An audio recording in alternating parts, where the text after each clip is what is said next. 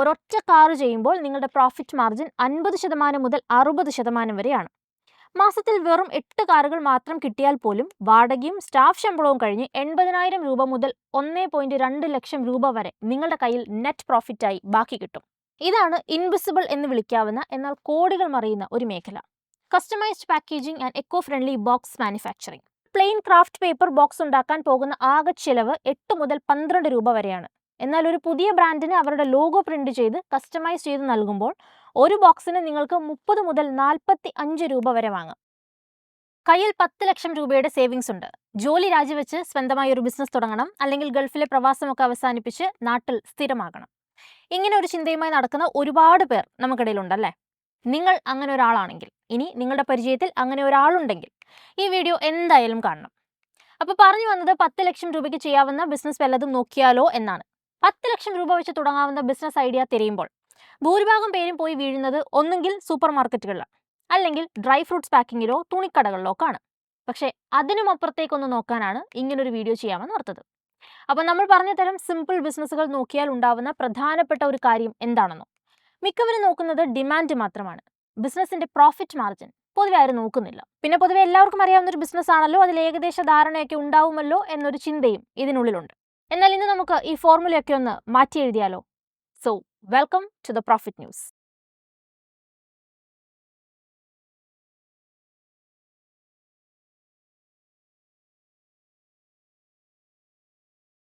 കേരളത്തിലെ നിലവിലെ മാർക്കറ്റിൽ 30% മുതൽ 50% വരെ ഉഗ്രൻ പ്രോഫിറ്റ് മാർജിൻ തരുന്ന വെറും 10 ലക്ഷം രൂപ ബജറ്റിൽ നിങ്ങളുടെ കൺമുൻപിൽ കെട്ടിപ്പടുക്കാൻ കഴിയുന്ന 3 വളരെ പ്രാക്ടിക്കലായ ബിസിനസ് മോഡലുകൾ.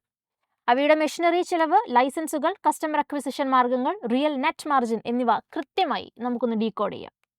ഒന്നാമത്തെ business, auto detailing and ceramic coating studio.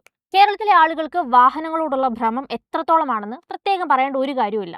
പുതിയൊരു വണ്ടി എടുത്താൽ അതിലൊരു പോറൽ പോലും വീഴരുത് എന്ന് നിർബന്ധമുള്ളവരാണ് ഇവിടുത്തെ വണ്ടിക്കാർ. പക്ഷെ ഞാനിവിടെ പറയുന്നത് സാധാരണ 150 രൂപയുടെ വാട്ടർ വാഷിംഗ് സെന്ററുകളെ കുറിച്ചല്ല. അതൊരു ലോ മാർജിൻ ബിസിനസ് ആണ്. നമ്മൾ ഫോക്കസ് ചെയ്യുന്നത് premium detailing, ceramic coating and paint protection, film application എന്നിവയിലാണ്. അപ്പം നമുക്കിതിന്റെ ഫിനാൻഷ്യൽ സൈഡ് ഒന്ന് നോക്കാം.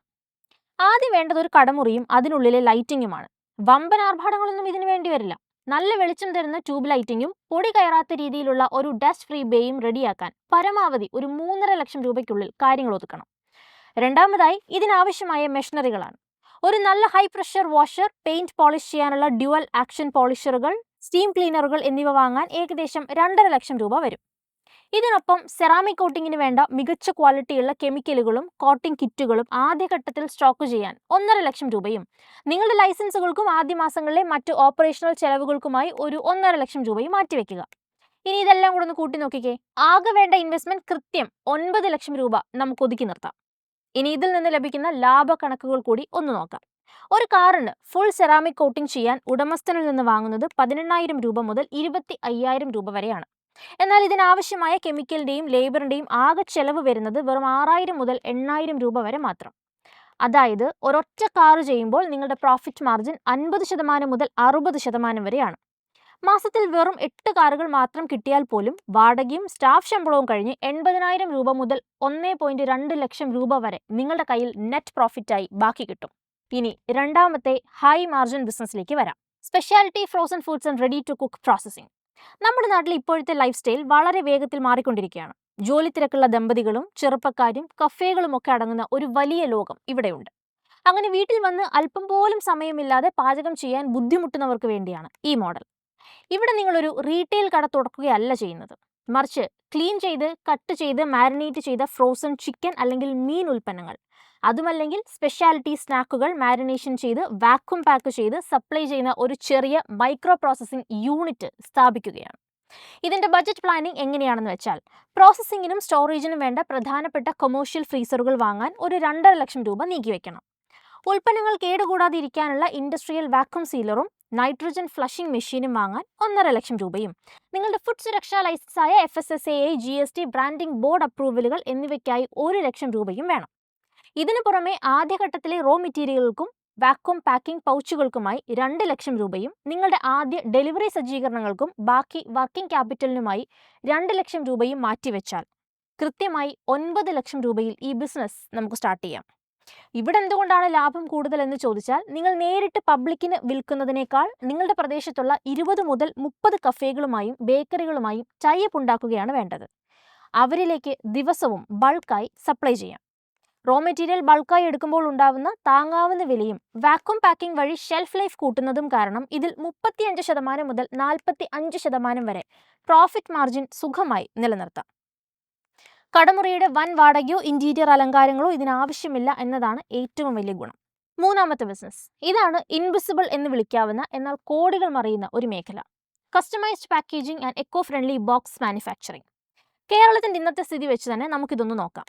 ആയിരക്കണക്കിന് ഇൻസ്റ്റഗ്രാം ബുട്ടീക്കുകൾ, home made cake makers, jewellery ബ്രാൻഡുകൾ, റെസ്റ്റോറൻറ്റുകൾ എന്നിവ ദിനം പ്രതി നമ്മുടെ നാട്ടിൽ ഉയർന്നു വരുന്നുണ്ട്.